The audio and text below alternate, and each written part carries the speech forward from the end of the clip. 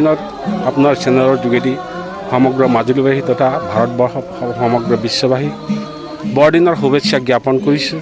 এই বৰদিনৰ শুভেচ্ছাই আমাৰ খ্ৰীষ্টীয় সমাজত আৰু সমাজৰ সকলো শ্ৰেণীৰ মানুহৰ মাজত শান্তি ঘূৰি আহক, সম্প্ৰীতি ঘূৰি আহক, তাৰে আমি কামনা কৰিছোঁ।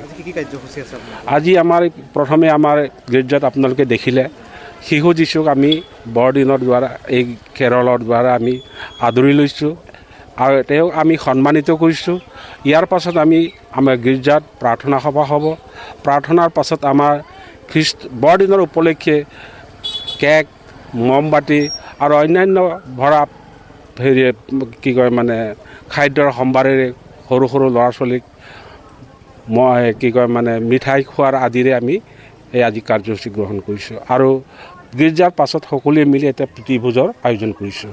আমাৰ ইয়াত এইখন গীৰ্জাত আজি কম সংখ্যক বুলি ক'ব পাৰি, যিহেতু আমাৰ এই গীৰ্জাৰ আণ্ডাৰত কেঁকুৰিগাঁৱত আছে, শিঙিমাৰীত আছে, নামনি চেৰিপাইত আছে। এই গীৰ্জাবিলাকতো ইহঁতেও তেওঁলোকে পালন কৰিছে। আমাৰ ওচৰ পাঁজৰে থকা গাঁৱৰ যিবিলাক খ্ৰীষ্টীয় মানুহ এই সকলো আহি ইয়াত মিলিত হৈছে।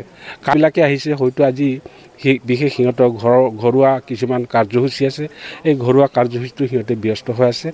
যি নহওক তাৰ পৰা আহিছে মানুহ। মই একজেক্ট সেইটো ক'ব নোৱাৰিম, যিহেতু প্ৰচাৰক আছে আৰু ফাদাৰো আছে। মই এজন বিশ্বাসী মানুহ, খ্ৰীষ্টীয় বিশ্বাসী, কেথলিক হয়।